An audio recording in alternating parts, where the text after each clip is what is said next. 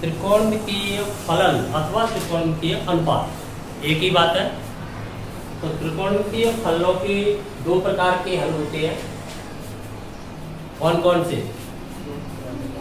Principal and general solution, दो प्रकार के होते हैं। तो प्रिंसिपल के बारे में आपने जान लिया है, जनरल के बारे में जानेंगे। तो इससे पहली क्लास में, पिछली क्लास में क्या सीखा है आपने कि जो आपके मुख्यालय है वो दो स्थिति में होते हैं। जब त्रिकोणमितीय अनुपात का मान नेगेटिव हो या त्रिकोणमितीय अनुपात का मान पॉजिटिव हो। जब पॉजिटिव होता है तब ऐसे प्राप्त करते हैं, यहाँ पॉजिटिव है तो सीधा क्या फाइंड कर देते हैं? अल्फा। अल्फा क्या है? Alpha is a acute angle जो फर्स्ट क्वाड्रेंट के अंतर्गत होता है, जिन्हें हम भली प्रकार से जानते हैं, जिनकी वैल्यू जानते हैं। अल्फा जो फाइंड होता है वो उनमें छोटा वाला कोण होता है। उसके बाद आपकी जो रे है, जो किरण है, वो एंटी क्लॉकवाइज रोटेट होती हुई जब दूसरा कोण बनाती है तो यह देखना पड़ेगा वो कौन से चतुर्थांश में बना रही है। तो ये हमें कैसे पता चलेगा? अगर त्रिकोणमितीय अनुपात साइन है, यहाँ ऑल पॉजिटिव है, तो फर्स्ट में तो हमें प्रत्येक के लिए अल्फा मिलेगा ही। यदि त्रिकोणमितीय अनुपात की वैल्यू पॉजिटिव है तो जो छोटा एंगल है, आपको ये बात पता है, ये बात आपके ध्यान में होगी कि जो भी थीटा है टोटल वो belongs to close interval 0 to open interval 2 pi.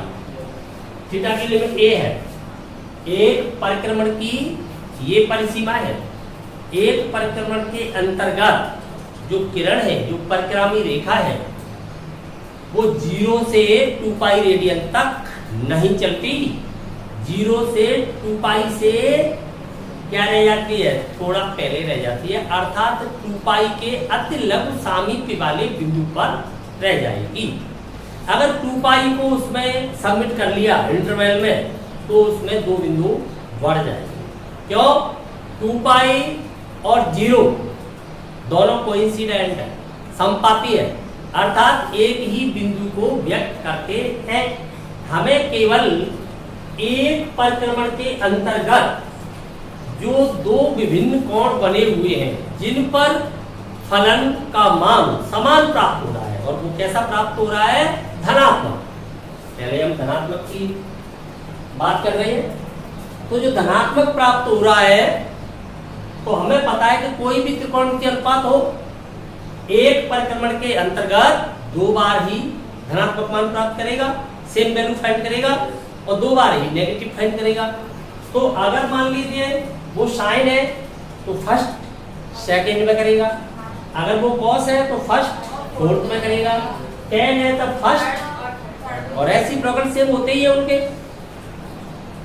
First में एक एंगल हमेशा प्राप्त होगा, छोटा वाला। अब बड़ा एंगल है वो सेकंड में हो या फिर थर्ड में हो या फिर फोर्थ में हो, वो फलन की सिचुएशन पर निर्भर करेगा फलन कौन सा है। क्लियर? इतना समझ में आ गया? परंतु कभी भी फोर्थ में 2 पाई फाइंड नहीं होगा। क्यों नहीं होगा? तो 2 पाई उसके अंतर्गत है ही नहीं। एक परिक्रमण के अंतर्गत किरण ने जितना भी ये कहें घूर्णन गति है, आपकी रोटेशनल मोशन है, हम केवल घुमाव को माप रहे हैं। कोण क्या है? किसी किरण के घूमने पर उस घुमाव का माप ही तो कोण है, घुमाव को ही तो मापा है। कोण के जो किरण है, किरण के घुमाव का माप ही क्या कहलाता है? वही तो कोण है। तो जो उसका घुमाव है वो 0 से 2 पाई तक नहीं है, 2 पाई के अति लघु सामीप्य वाले बिंदु तक है, अर्थात 2 पाई के स्मॉल नेबरहुड तक है। तो 2 पाई उसमें सबमिटेड नहीं है। अगर हम 2 पाई को सबमिट करते हैं तो एक बिंदु की वृद्धि हो जाएगी इंटरवल में, एक परिक्रमण में, क्योंकि 2 पाई वही बिंदु है जो 0 है, उसी के कोइंसिडेंट है, अर्थात उसी पर स्थित है, संपाती कह सकते हैं। जब एक ही स्थिति में आते हैं तो उसे क्या बोलते हैं? संपाती, कोइंसिडेंट हो। क्लियर होगी बात? तब हमें एक एंगल तो सीधा ही प्राप्त हो जाएगा, क्योंकि एक्यूट एंगल है, न्यून कोण है, प्रथम चतुर्थांश का है, धनात्मक रहेगा, और ये वैल्यू सभी आप जानते हो। तो ये फाइंड हो गया। दूसरा वाला एंगल लेने के लिए अगर साइन है तो एक्स अक्ष के अकॉर्डिंग ही फाइंड करेंगे, क्योंकि वाई अक्ष को अगर हम एलिड एंगल बनाते हैं, संबद्ध कोण बनाते हैं, तो संबद्ध कोण कौन सा कोण है? अपना क्वाड्रेंटल एंगल है, चतुर्थांशीय कोण है। तो चतुर्थांशीय कोण से जब किसी एक्यूट एंगल का अंतर या योग जो भी करते हैं, तब चतुर्थांशीय कोण वहां पर क्या हो जाता है? एलिमिनेट हो जाता है, विलुप्त हो जाता है, उसका विलोपन हो जाता है। विलोपन होने के बाद जो भी त्रिकोण की अनुपात है वो हमें निम्न कोण की पदों में प्राप्त हो जाता है। तो अगर हम यहाँ से चले चतुर्थांशीय कोण तो y भी है π/2 प्लस करके सेकंड क्वाड्रेंट में आते हैं, तो साइन के साथ आएंगे तो साइन चेंज हो जाएगा, कॉस में चेंज हो जाएगा। क्यों हो जाएगा? आधार और लंब की स्थिति परस्पर बदल जाएगी। तो हमें कहां से आना पड़ेगा? एक्स अक्ष से वापस आना पड़ेगा। तो पाई माइनस अल्फा से साइन है तो दूसरा वाला एंगल फाइंड हो जाएगा। तो दोनों उसके जो मुख्य है वो प्राप्त हो जाएंगे। तो एक मुख्य हो जाएगा अल्फा और एक मुख्य हो जाएगा पाई माइनस अल्फा। ठीक यही स्थिति कोसाइन की रहेगी। ये आपको पता है, या तो ऑल पॉजिटिव है या तो प्रत्येक को आना ही है। एक हल लेने के लिए छोटा वाला कोण बन जाएगा। तो संख्यात्मक मान में बड़ा तब बनेगा जब किरण वन साइड रोटेट हो रही है, वो भी एंटी क्लॉकवाइज हो रही है। तो एंटी क्लॉकवाइज रोटेट होती हुई जाएगी। हमने जो मुख्य माने हैं वो कौन सी दिशा में माने हैं? वामावर्त दिशा में, एंटी क्लॉकवाइज में। तो एंटी क्लॉकवाइज में यहाँ तक अल्फा हो जाएगा फर्स्ट में। तो इसके बाद किरण आगे बढ़ेगी तो बड़ा एंगल बनेगा। तो अगर वो साइन है तो कहाँ मिल जाएगा हमें? सेकंड में। और सेकंड में कैसे फाइंड करेंगे उसे? Pi minus alpha. तो हमने अल्फा तो पहले फाइंड कर लिया है। अगर मान लीजिए वो 10 है तो कहाँ मिलेगा? थर्ड में दूसरा वाला। तब हम उसे कैसे फाइंड करेंगे? Pi plus alpha. क्योंकि अगर इधर से आते हैं तो हम चेंज हो जाएंगे। चेंजन लाइन है, π/2 का विषम गुणज है, ये π/2 का समगुणज एक्स अक्ष पर है, विषम पाई। ठीक है, समझ में आया तक? अगर मान लीजिए वो कॉस है या सेक है, मैं केवल 3 बोलूंगा, आप 3 का मतलब 6 समझोगे।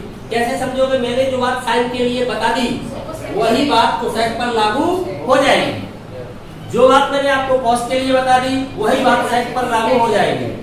और जो बात मैं टेन के लिए बताऊंगा वो कॉट पर लागू हो जाएगी। तो केवल 3 से 6 समझे। तो साइन से आप कोसेक समझ गए। साइन और कोसेक के लिए सेम स्थिति रहेगी। फिर कॉस और सेक के लिए सेम स्थिति रहेगी। ये टेन वाली बात हो गई। टेन का टर्म आ गया, टेन यहाँ पॉजिटिव होगा, वापस कॉस यहाँ पॉजिटिव होगा। तो एक एंगल अल्फा है तो दूसरा कॉस के लिए क्या हो जाएगा? 2 पाई माइनस अल्फा।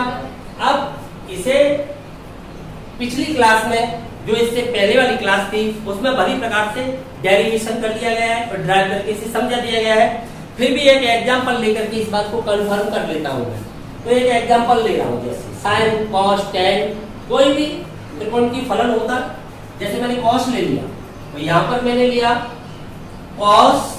जो भी यहाँ पर आप x लगा रहे हो या थीटा लगा रहे हो, ये तो आप भली प्रकार से जान चुके हो कि त्रिकोण के फलन के अंतर्गत जो कोण है वही चर राशि है, वही वेरिएबल क्वांटिटी है। अगर वो वेरिएबल नहीं है तब ट्रिग्नोमेट्रिक इक्वेशन हो ही नहीं सकता है।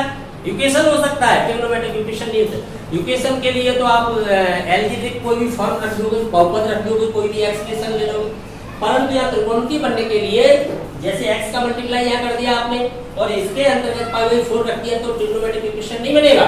ट्रिग्नोमेट्रिक इक्वेशन तभी बनेगा जब इसके अंदर जो एंगल है वही चरयुक्त होना चाहिए, चाहे उसे किसी से भी रिप्रेजेंट करें। इससे फर्क नहीं पड़ता कि आप उसे थीटा से मान रहे हो कि आप उसे किससे मान रहे हो। जैसे आपने थीटा से मान लिया, यहाँ पर थीटा बिलोंग्स टू कर दिया 0 से 2 पाई, तो थीटा की विभिन्न वैल्यू आपको फाइंड करनी है। तो थीटा की आपको कितनी वैल्यू फाइंड करनी है?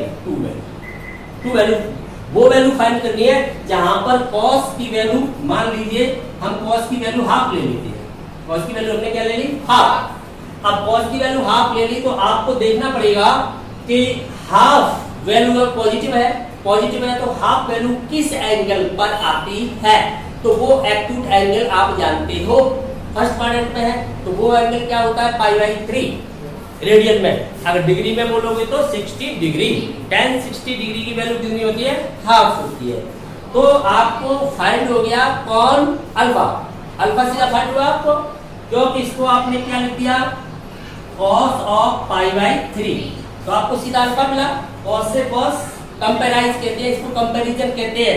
ऐसे काटना नहीं है, आप इसको ऐसे काट दोगे गलत बना जाएगा। कंपैरिजन करते वक्त उसे छोड़ देते हैं। आगे सीधा लिख देते हैं कि जो थीटा की वैल्यू आ रही है वो क्या आ रही है, π/3। थीटा के दो मान आने हैं, तो थीटा के दो मान कौन से हैं? थीटा के दो मान, एक को हमने अल्फा माना हुआ है, एक को हमने बीटा माना हुआ है। जो रूट्स है, जैसे x की वैल्यू वहां पर आती थी तो वो इक्वेशन के क्या कहलाते थे, रूट्स कहलाते थे, मूल कहलाते थे, शून्यक कहलाते थे, जो भी कहलाते थे। तो यहाँ पर ये इसके मूल है, तो एक आ गया, ये अल्फा है, ये आपका क्या आ गया है, अल्फा आ गया। अब आपको दूसरा मूल चाहिए, बीटा चाहिए। तो बीटा लेने के लिए आपको कुछ नहीं करना है, केवल ये देखना है कि कॉस, यहाँ अल्फा सबका मिलना है, ऑल सबके लिए मिलना है, मिल गया अल्फा। अगर कॉस है तो बीटा आपको कैसे मिलेगा, अल्फा के द्वारा मिलेगा, 2π माइनस अल्फा करने से प्राप्त सीधा हो जाएगा, सीधा प्राप्त हो जाएगा। तो आप क्यों प्राप्त हो जाएगा, क्योंकि इसी को हम लिख सकते हैं कॉस ऑफ 2π माइनस π/3। क्यों, कॉस 2π माइनस एंगल इक्वल क्या रहता है, कॉस एंगल, तो यही तो है। इसीलिए दोनों का कंपैरिजन करेंगे तो थीटा इक्वल π/3 भी है और थीटा इक्वल 2π माइनस π/3 भी है। क्लियर होगी बात। तो अगर आपको आंसर सीधा चाहिए तो दूसरा वाला है ऑटोमेटिक क्या हो जाएगा, 2π माइनस π/3 हो जाएगा। तो आपको इस प्रकार से दोनों रूट्स फाइंड हो जाते हैं, π/3 और यहाँ से कितना हो गया, मल्टीप्लाई करके देखिए, 6 में से गया तो कितना रह गया, 5π/3। तो ये दोनों वैल्यू आ जाती है, इसमें से अल्फा है और ये बीटा है। क्लियर। तो एट लास्ट हम यही समझे कि हमें अगर आंसर सीधा क्लिक करना है, सीधा आंसर क्लिक करना है कहीं पर, तो हमें जरूरत नहीं है, हम ये क्यों करेंगे, ये स्टेप्स तो नहीं करेंगे हम, तो सीधा हमें ये ध्यान है, सीधा अल्फा हम जानते ही हैं 90 डिग्री तक का, तो अल्फा सीधा हमें प्राप्त होगा और सीधा आपको पहले आंसर का बीटा फाइंड कर सीधे सेकंडों में हो गया, मिनट नहीं लगेंगे आपको, सेकंड ही लग रहे हैं ऐसा फाइंड करने में। और यदि आपको डिराइव करना है तो ये सिस्टम है, शो कर देंगे। क्लियर होगी बात। अब हम नेगेटिव वाली स्थिति को देखते हैं, कैसे नेगेटिव होता है। जैसे इसी को एग्जांपल में ले लेता हूँ, जैसे मैंने यहाँ पर ले लिया कि cos थीटा पर नेगेटिव हो जाती है, माइनस हाफ हो जाता है, तब आपको अल्फा और बीटा फाइंड करने। तो नेगेटिव स्थिति के लिए आपको समझाया जा चुका है पहले भी, फिर भी एक बार मैं रिकैप दे रहा हूँ जिससे आपको ध्यान आ जाए। तो देखिए रिकैप क्या था इसका, यहाँ अल्फा न बीटा, बीटा तो हो ही नहीं सकता क्योंकि अल्फा बीटा से पहले मिलता है, ये बात आपको पता है। तो जो आपका बीटा है वो ग्रेटर देन अल्फा, अल्फा आपने पहले माना है, बीटा उसके बाद माना है, मानने के ऊपर है, आपने ये माना है। तो यहाँ पर आपको अल्फा मिल नहीं रहा है तो बीटा का तो प्रश्न ही नहीं उठता है। अल्फा आपको कहां से मिलना शुरू हुआ है, सेकंड क्वाड्रेंट से, सेकंड में होगा, थर्ड में होगा, फिर फोर्थ में अल्फा नहीं हो सकता, क्योंकि अगर फोर्थ में अल्फा होगा तो बीटा कहाँ जाएगा, जो अल्फा है वो बीटा है वो उससे आगे मिलता है। तो आप ये ध्यान रखिए कि आपको कभी भी फोर्थ में अल्फा नहीं मिलेगा, तो अल्फा की दो स्थिति रह जाती है, या तो मिलेगा सेकंड या मिलेगा आपको थर्ड। सेकंड में किसके लिए मिलेगा, थर्ड में किसके लिए मिलेगा, जान लेते हैं। तो देखिए फाई क्या है यहाँ पर, पहले ये जान लें। फाई ठीक इसी प्रकार से एक्यूट एंगल है पॉजिटिव, जैसे कि हाफ, तो फाई तो यही बन गया, फाई तो अपने आप में यही बन गया। फाई का यहाँ माइनस से कोई लेना देना नहीं है। कैसा कौन है, पॉजिटिव, पॉजिटिव मानोगे, उस माइनस से तुम्हारा कोई लेना देना नहीं है, केवल हाफ के लिए देखोगे, जो एंगल पर हाफ मान आएगा जिस एंगल पर, वही है फाई। तो फाई तो यही हो गया π/3। क्लियर हो गई ये बात। तो आपने यहाँ से कॉस के लिए क्या फाइंड कर लिया, फाई, तो इसको आपने कैसे लिख दिया, माइनस से कोई लेना देना नहीं रहा आपका, केवल हाफ से मतलब रहा, तो आपने लिखा कॉस ऑफ π/3। तो ये क्या है आपका फाई, तभी तो कंपैरिजन नहीं हो पा रहा है क्योंकि कॉस नेगेटिव है, यहाँ कॉस पॉजिटिव है, तो कॉस से कॉस कंपेराइज हो ही नहीं पा रहा है। जब होगा जब अल्फा या बीटा बनेगा, जब अल्फा या बीटा बनेगा तभी तो कंपैरिजन करूंगा। तो ये तो फाई है, एक्स्ट्रा एंगल लिया गया है एक, जिस फाई के द्वारा मैं अल्फा ज्ञात करूंगा और बीटा ज्ञात करूंगा। यहाँ पर अल्फा के द्वारा बीटा ज्ञात किया जाता है, अल्फा सीधा फाइंड होता है, प्लस की स्थिति में अल्फा सीधा फाइंड होता है, अल्फा के द्वारा बीटा ज्ञात किया जाता है। जबकि माइनस की स्थिति में अल्फा सीधा फाइंड नहीं होता, हमें एक फाई फाइंड करना पड़ता है, फाई से ही अल्फा और फाई से ही बीटा फाइंड करते हैं। कंफर्म। तो हमने यहाँ पर फाई फाइंड किया, फाई है इस पर। अब हम फाई से अल्फा लाते हैं, जैसे स्थिति किसकी है, कॉस की।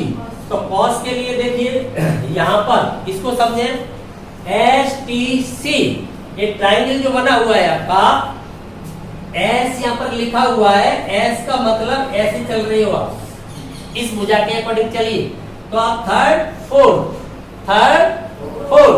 तो साइन नेगेटिव कहाँ होता है, यही तो होता है, इसीलिए तो लिखा है नेगेटिव वाला सिस्टम है। साइन का नेगेटिव सिस्टम कहाँ पर है, थर्ड और फोर्थ, क्लियर। तो उसका अल्फा का रहेगा थर्ड, अल्फा पहले मिलेगा, तो फोर्थ में क्या है, बीटा, अगर साइन में है तो। अगर कॉस में है तो कॉस में इस भुजा के अकॉर्डिंग चलिए, अब इस भुजा के अकॉर्डिंग चलोगे तो आपको पता है सेकंड एंड थर्ड, अल्फा कहाँ है सेकंड, बीटा कहाँ है थर्ड।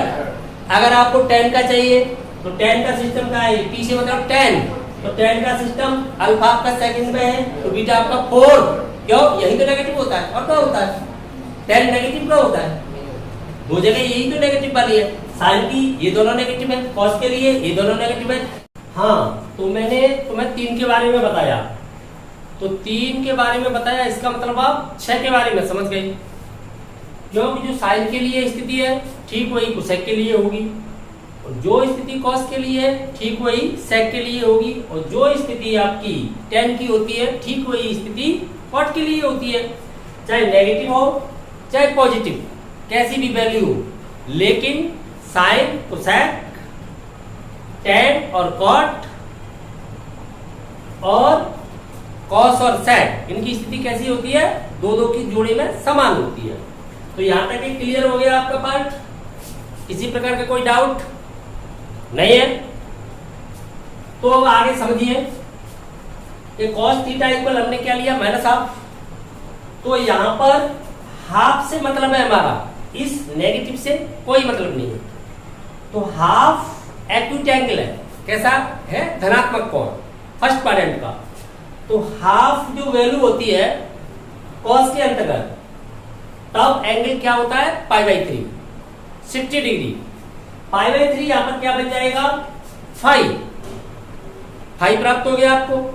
अब फाई की सहायता से हम क्या फाइंड कर लेंगे, अल्फा एंड बीटा, तो ये कॉस है यहां पर त्रिकोण की अनुपात, तो देखिए कॉस का अल्फा कहां रहेगा, सेकंड में, और बीटा कहां आ जाएगा कॉस के लिए, थर्ड में, क्योंकि कॉस सेकंड एंड थर्ड दोनों ही क्वाड्रेंट में कैसा होता है, नेगेटिव, तो अल्फा पहले मिलेगा, बीटा उसके बाद मिलेगा, क्यों, beta is greater than alpha, दो ही होते हैं, जो प्रिंसिपल वैल्यू है, जो आपके मुख्य मान है वो दो ही होते हैं।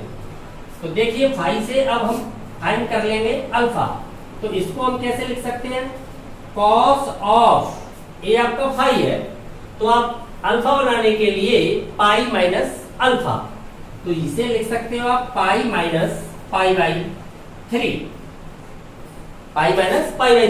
या इसे आप कैसे लिख सकते हो, या इसे लिख सकते हो cos of pi plus π/3, cos pi minus angle क्या होता है, minus cos angle, cos pi plus angle भी क्या होगा, माइनस कॉस एंगल, नो चेंजर लाइन है।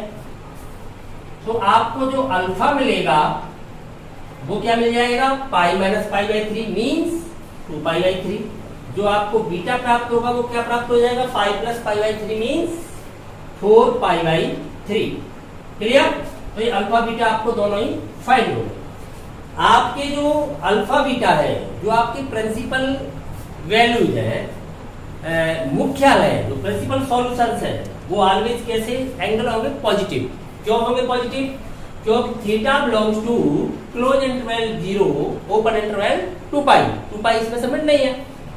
तो एट लास्ट हम ये समझ गए कि जो आपके मुख्याल है वो 0 से 2π के अंतर्गत है, जब theta belongs to close interval 0 open interval 2π, तब थीटा को क्या कहते हैं, मुख्य हल कहते हैं।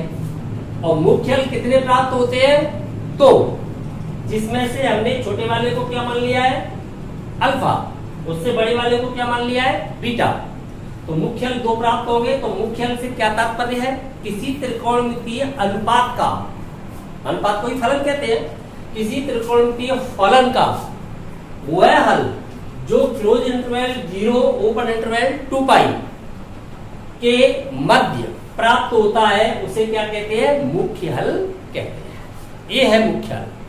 अब मुख्य हल आपके त्रिकोणमितीय अनुपात की वैल्यू पॉजिटिव है तब तो इस सिस्टम से फाइंड किया जाता है, और जब नेगेटिव है तो इस सिस्टम से फाइंड करते हैं। तो ध्यान एक बार पुनः दीजिए, जब आपका त्रिकोणमितीय अनुपात धनात्मक है, क्या है? धनात्मक, तब आपको अल्फा सदैव कहां पर फाइंड होगा? फर्स्ट क्वाड्रेंट में।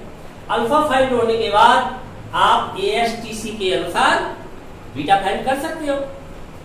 यहां पर आपको सीधा अल्फा फाइंड नहीं होगा, आपको क्या फाइंड करना पड़ता है? जब नेगेटिव होता है, जब आपका त्रिकोणमितीय अनुपात का मान ऋणात्मक होता है, तब हमें पहले फाई फाइंड करना है। फाई से तात्पर्य क्या है? माइनस को छोड़ दीजिए, केवल पॉजिटिव वैल्यू के लिए एंगल, वो फाई हो जाता है। फिर फाई का प्रयोग करते हुए अल्फा और बीटा फाइंड करेंगे। तो ध्यान दें, यहां पर अल्फा जो आपका सेकंड क्वाड्रेंट में होगा, अल्फा आपका थर्ड में भी हो सकता है, अल्फा कभी भी फोर्थ में नहीं होगा। अल्फा फोर्थ में इसलिए नहीं होगा क्योंकि अल्फा के बाद बीटा मिलेगा, जब यही अल्फा आ जाएगा तो बीटा कहां प्राप्त होगा? इसी प्रकार से आपको बीटा कभी भी सेकंड में नहीं मिलेगा माइनस वाली स्थिति में।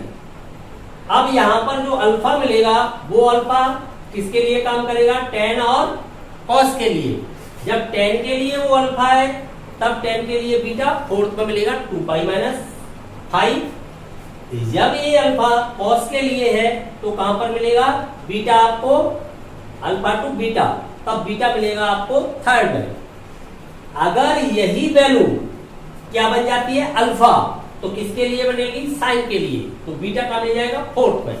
तो ध्यान देंगे यहाँ पर जो पाई प्लस फाई है वो अल्फा भी बन सकता है, बीटा भी बन सकता है। ये त्रिकोणमितीय फलन पर निर्भर करेगा कि यदि त्रिकोणमितीय फलन आपका साइन या कोसेक है तब तो ये क्या बनेगा? अल्फा।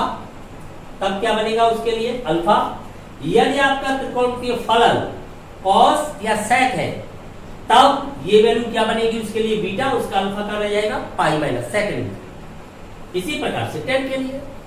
तो ये सिस्टम आपको क्लियर समझ में आ गया? तो इससे हम डायरेक्टली फाइंड कर सकते थे। हमने यहाँ पर पाई बाई 3 फाइंड किया, फाई को पाई बाई 3 फाइंड करने के बाद हमने देखा सिस्टम किसका है? कॉस का। तो कॉस का सिस्टम मेंटेन करेंगे, टेंशन लेने की जरूरत नहीं है, समझ में आ जाएगा पूरा सिस्टम, तब आप आसानी से इन्हें प्राप्त कर सकते हो। तो यहाँ पर हमने फाई फाइंड कर लिया, तो यहाँ लगाना है अल्फा के लिए, तो यहाँ वैल्यू लगानी है बीटा के लिए। तो जैसे आपने फाई फाइंड किया पाई बाई 3, तो यहाँ पाई माइनस पाई बाई 3, ये आ गया 2 पाई बाई 3, और सीधा सिस्टम यहाँ लगाओगे पाई प्लस पाई बाई 3, तो आपका 4 पाई बाई 3 फाइंड हुआ, सीधा फाइंड हुआ। इसी प्रकार से यहाँ पर देखिए पॉजिटिव में भी सीधा फाइंड हुआ था आपका। तो पूरा सिस्टम समझ में आ गया। मुख्य मान क्या है? 0 से 2 पाई में वही मुख्य मान है, और 0 से 2 पाई में चाहे धनात्मक वैल्यू हो चाहे ऋणात्मक वैल्यू हो, मान तो दो ही मिलेंगे, क्योंकि कोई भी त्रिकोणमितीय अनुपात 2 क्वाड्रेंट में पॉजिटिव है और 2 क्वाड्रेंट में नेगेटिव है, एक परिक्रमण के अंतर्गत। और एक परिक्रमण के अंतर्गत जो सिरे वाले माने वर्टिकल पॉइंट्स है इनिशियल, तो यहाँ पर सबमिट है, टर्मिनल यहाँ पर सबमिट नहीं है। क्यों सबमिट नहीं है? क्योंकि 2 पाई वही एंगल है जो 0 है, कोइंसिडेंट है। पूरा सिस्टम समझ में आ गया। अच्छा, ये रही मुख्य मानों की बात। इसके बाद हम व्यापक मानों पर चर्चा करेंगे कि व्यापक मान से क्या तात्पर्य है। तो मुख्य मान आपकी समझ में आ गया है अच्छी प्रकार से। देखो, गणित का एक सिस्टम है कि गणित आपकी समझ में आ जाता है तब तो इजी है, और समझ में नहीं आ पाता है तो गणित को कभी भी रटा नहीं जाता, रटने की कोशिश भी नहीं करनी चाहिए। जितना गणित को आप रटोगे उतना ही गणित में आप कमजोर होते चले जाओ, वीक होते चले जाओ। ये गणित का सिद्धांत है। तो गणित को अधिक से अधिक हमें समझने की कोशिश करनी चाहिए। गणित केवल समझने पर आधारित विषय है, याद करने पर तो है ही नहीं। गणित के अंदर कुछ भी याद नहीं किया जाता, ना याद करने वाला कोई चैप्टर होता है जीवन में, याद तो ऑटोमेटिक हो जाता है। जिस प्रकार से हमारा उद्देश्य केवल पाठ करने का होता है, हम हनुमान चालीसा का पाठ करते हैं, उद्देश्य भी पाठ करने का होता है, तो पाठ कीजिए। उद्देश्य कब होता है? किसी याद कीजिए। लेकिन कुछ समय बाद हमें पता चलता है कि वो हमें ऑटोमेटिक याद हो जाता है। तो जो याद की प्रक्रिया है वो ऑटोमेटिक है, जो स्वतः होती है।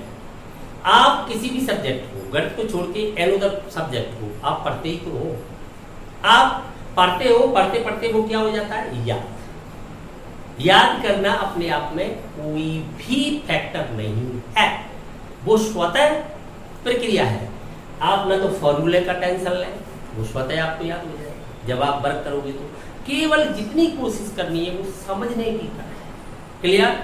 बिना समझे कोई भी काम करोगे तो आप क्या बन जाओगे, ऋषि के तोते बन जाओगे। जानते हो ऋषि के तोते का क्या मतलब होता है?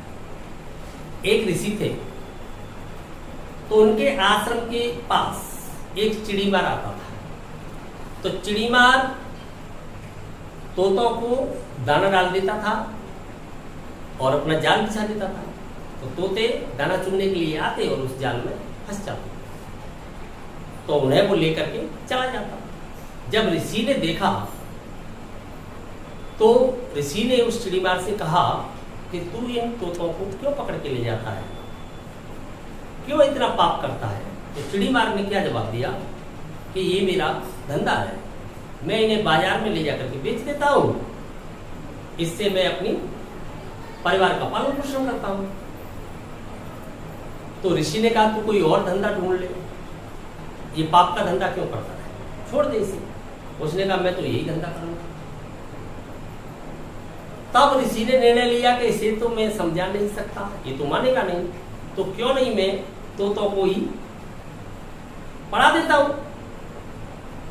तो ऋषि ने तोतों को पढ़ाना शुरू कर दिया। और ऋषि तोतों को दाना डाल देते और क्या पढ़ाते, सावधान रहो, लालच में मत आओ, सावधान रहो, लालच में मत आओ। ऋषि बोलते जाते, तोते भी पीछे पीछे बोलना सीख गए। तो तोते बोलने लग गए, सावधान रहो, लालच में मत आओ। कुछ समय बाद चिड़ीमार फिर आता है, फिर वो जाल बिछा देता है, दाना डाल देता है। तोते आते हैं, जाल में फंस जाते हैं। ऋषि स्नान करने के लिए गए हुए थे, तो ऋषि जब आते हैं तो क्या देखते हैं कि चिड़ीमार उन तोतों को लेकर के जाता है। तोते जाल में फंसे हुए हैं और जाल में से बोल रहे हैं, सावधान रहो, लालच में मत आओ, सावधान रहो, लालच में मत आओ। तो ऋषि ने जब ये सुना, उनकी आवाज सुनी, तो ऋषि ने कहा कि मैं तो तोतों को नहीं पढ़ा पाया, परंतु तोते मुझे अवश्य पढ़ा। तो आप अनुमान लगाइए कि ऋषि को तोते क्या पढ़ा गए। ऋषि ने ये क्यों कहा कि तोते मुझे पढ़ा, तो तोते ऋषि को क्या पढ़ा गए? आप विचार कीजिए, अनुमान लगाइए। चलो बता देता हूं, हमारी ऐसी इच्छा है। तोते ये पढ़ा गए कि वो रटा हुआ ज्ञान था, समझा हुआ नहीं था। अर्थात तोतों ने उन शब्दों को रट रखा था और रटने के आधार पर वो बोल रहे थे, तो केवल उन्हें शाब्दिक ज्ञान था, शाब्दिक ज्ञान। लेकिन वहां पर जो भावार्थ क्या था उनका, वो भावार्थ से अपरिचित थे, भावार्थ नहीं जानते थे, उनका मतलब नहीं जानते थे, उन शब्दों का वो मतलब नहीं जानते, मतलब नहीं जानते थे तो किसी काम नहीं आए वो शब्द। तो ठीक इसी प्रकार से आप समझ लीजिए, जब तक आप उन शब्दों का मतलब नहीं जानोगे तो वो आपके लिए किसी काम के नहीं है। तो शाब्दिक ज्ञान किसी भी काम का, जब तक आप उसका भावार्थ नहीं जानते। तो ऐसे ही गणित के अंतर्गत आपको ये ध्यान रखना है कि ऋषि के तोते बिल्कुल भी नहीं बनना है। जो कुछ भी हम पढ़ रहे हैं तो पढ़ने से पहले ये निर्णय लें कि उसे समझ लें। तो समझने के लिए हमें डेरिवेशन में जाना पड़ता है। गणित के अंतर्गत पढ़ाई का क्या सिस्टम होता है, अध्ययन का सिस्टम ही यही है। सबसे पहले क्या आता है, कॉन्सेप्ट, थॉट एंड आइडिया, एक विचार, मात्र एक विचार ही तो आता है। पहले अपने दिमाग में एक विचार आता है, विचार पे ही तो रिसर्च करते हैं। तो एक आइडिया आया, विचार, थॉट एंड आइडिया। कॉन्सेप्ट को जब हमने देखा तो कॉन्सेप्ट से क्या बन गया, सुदृढ़ विचार, जिसे आप क्या कहते हो, डेफिनेशन, परिभाषा, अर्थात वो परिपक्व हो गया विचार। परिभाषा कब बनती है, जब वो बिल्कुल प्रूफ, उसका प्रमाण मिल जाता है हमें, तो परिभाषा हो गई। परिभाषा के बाद फिर हमने देखा डेरिवेशन, जिसे आप क्या कहते हो, व्युत्पत्ति, व्युत्पन्न करना उसे। तो आपने ड्राइव कर दिया, ड्राइव करके उसका पता लगाया कैलकुलेशन से कि ये सत्य है। ज्यामिति में जाके देखा उसको, जैसी स्थिति बनी उस स्थिति में जाके उसका पता लगाया। जब उसका प्रमाण मिल गया तो उसके बाद क्या हो जाता है, फॉर्मूला, फॉर्मुलेशन हो जाता है। तो हमें एक सूत्र प्राप्त हो जाता है। सूत्र क्या है, सूत्र किसी भी वर्किंग रूल को, किसी भी क्रिया विधि को त्वरित करने का एक माध्यम है। बिना सूत्र के भी तो कोई भी क्वेश्चन हो सकता है, लेकिन उसे त्वरित तीव्र बनाने के लिए तो वो सिस्टम क्या कहलाता है, जैसे ही सिस्टम का रूप बदलता जाता है उसका नाम भी बदलता जाता है, तो वो क्या कहलाया, सूत्र, फॉर्मूला। फॉर्मूला कैसे प्राप्त हुआ, फॉर्म से। फॉर्म क्या है, प्रारूप, अर्थात एक पैटर्न। तो अर्थात इस पैटर्न पर चलेंगे तो हम इस फॉर्मूला से कर पाएंगे क्वेश्चन को, तो फॉर्मूला प्राप्त हुआ। जब हमें फॉर्मूला प्राप्त हो गया तो उसके बाद कौन सा स्टेप आता है, कैलकुलेशन, गणना। फॉर्मूला से हम क्या करेंगे, गणना करेंगे। गणना जब हमने कर ली तो फिर हमें क्या फाइंड होगा, रिजल्ट, परिणाम। परिणाम यदि आपका कैसा आ गया है, सही, तो आप सफल, और परिणाम यदि आपका गलत तो आप असफल हो गए। असफल हो गए तो पुनः फिर जाइए कॉन्सेप्ट और फिर वहीं से चल के आइए। ऐसा कब तक करते रहिए, जब तक आप सफल नहीं होते। यही सफलता का रहस्य है। बार बार आप अभ्यास करोगे तो एक दिन आप निश्चित ही सफल हो जाओगे, निस्संदेह सफल हो जाओगे, इसमें किंचित मात्र भी संदेह नहीं। क्लियर। तो जो भी चैप्टर हम यहाँ पर आपके लिए लाएंगे तो उसमें एक तो क्रमबद्धता का विशेष महत्व है कि किस चैप्टर के बाद किस चैप्टर को लेना चाहिए, क्योंकि एक चैप्टर दूसरे चैप्टर से कनेक्टेड रहता है। वो समझ में आएगा तभी अगला सिस्टम समझ में आएगा। तो हमने यहाँ पर पहले प्रिंसिपल, जो रूट्स थे, जो आपके मुख्य हल थे, प्रिंसिपल सॉल्यूशन थे, उनको समझा। अब प्रिंसिपल सॉल्यूशन के अंतर्गत जो छोटा वाला है जिसे हमने अल्फा माना है, तो आपने यहाँ पर नोट किया कि हमने थीटा की दो वैल्यू फाइंड किया है। थीटा यहाँ पर क्या है, थीटा ही तो यहाँ पर वेरिएबल एंगल है, और जब तक कोई वेरिएबल एंगल नहीं आता है, जैसे अब थीटा नहीं होता, वेरिएबल एंगल नहीं है, तब तक वो इक्वेशन ही नहीं होगा। वेरिएबल के बगैर इक्वेशन बन नहीं सकता। तो जो भी आपका ट्रिगोनोमेट्रिक रेशियो है उसी को हम ट्रिगोनोमेट्रिक फंक्शन कह रहे हैं। तो उसमें वेरिएबल के रूप में एंगल होना चाहिए, एंगल में वेरिएबल अंतर्विष्ट होना चाहिए, एडजस्ट होना चाहिए। अगर ऐसा नहीं हो पाता है, भले ही उसमें त्रिकोणमिति पद है, पर उसके एंगल में वेरिएबल जिसकी हमें वैल्यू फाइंड करनी है वो उसमें एडजस्ट नहीं है, तो उसे हम ट्रिगोनोमेट्रिक फंक्शन नहीं कह सकते हैं। तो ट्रिगोनोमेट्रिक फंक्शन थीटा मान लिया हमने कि उसमें कोई थीटा वेरिएबल है, तो वो थीटा की वैल्यू हमें पहले से पता है, इस इंटरवल में फाइंड होगी। हमें इस इंटरवल में कितनी वैल्यू फाइंड होगी, दो, चाहे वो नेगेटिव है चाहे वो पॉजिटिव। तो दोनों जो थीटा की वैल्यू आती है उनको ही हम क्या कहते हैं, प्रिंसिपल सॉल्यूशन कहते हैं, मुख्य हल कहते हैं। तो हमने उन मुख्य हलों को क्या मान रखा है, यहाँ पर हमने मान रखा है, माना theta equal alpha and beta, और कंडीशन भी हमने दे रखी है, जहां हमने कंडीशन दी है कि alpha is less than beta या beta is greater than alpha. तो हमने कंडीशन क्या दिया है, alpha is less than beta, एक ही बात है, beta is greater than alpha या alpha is less than beta. और उनको फाइंड कैसे किया है, वो सिस्टम आपको पूरा का पूरा मैंने समझा दिया है। अगर पॉजिटिव वैल्यू है तो आप ASTC इस सिस्टम से फाइंड करें तो आपको बीटा बीटा बीटा, इनमें अल्फा मिलेगा ही नहीं, अल्फा एक ही जगह मिलता है, कहां पर, फर्स्ट में। अब बीटा किससे लेना है आप सब निर्धारित कर लोगे, पूरा सिस्टम समझा दिया है मैंने। यहां पर आपको फर्स्ट में अल्फा नहीं मिलता, या फर्स्ट में अल्फा है सबके लिए, यहाँ आपको अल्फा सेकंड में मिलता है, अथवा थर्ड में मिलता है। यहाँ एक फाई आपको प्राप्त करना है। क्लियर, दोनों ही सिस्टम समझ में आ चुके। इसके बाद जो हमारी नेक्स्ट क्लास होगी, अपनी जो नेक्स्ट क्लास होगी, उसमें हम जनरल सॉल्यूशन के बारे में बिल्कुल पूरे पे स्पष्ट रूप से डिराइव करेंगे। डेरिवेशन, सबसे पहले ये जान लेना आवश्यक होता है कि हम पर अध्ययन किसके बारे में कर रहे हैं, और जो शब्द है उसका यहाँ पर भाव क्या है, उसका मीन्स क्या है, उसका अर्थ क्या है। तो बिल्कुल स्पष्ट रूप से समझते हुए पहले क्या करेंगे, डेरिवेशन डिराइव करेंगे, और डेरिवेशन के बाद आपको पूरा रिटन वर्क करा देंगे, जो भी है। क्लियर? ये आप समझ लीजिए। और इसमें अगर कहीं भी किसी प्रकार की कोई समस्या रह गई है तो आप बता सकते हैं, तो उसे हम सॉल्व करने की कोशिश करेंगे अगले क्लास के लिए। अर्थात जनरल सॉल्यूशन का आनंद लेने के लिए, क्यों गणित है तो आनंद का ही विषय, आनंद तभी आता है जब उसको समझते हैं। तो अगले क्लास का आनंद लेने के लिए जुड़े रहिए मैथ पॉइंट के साथ।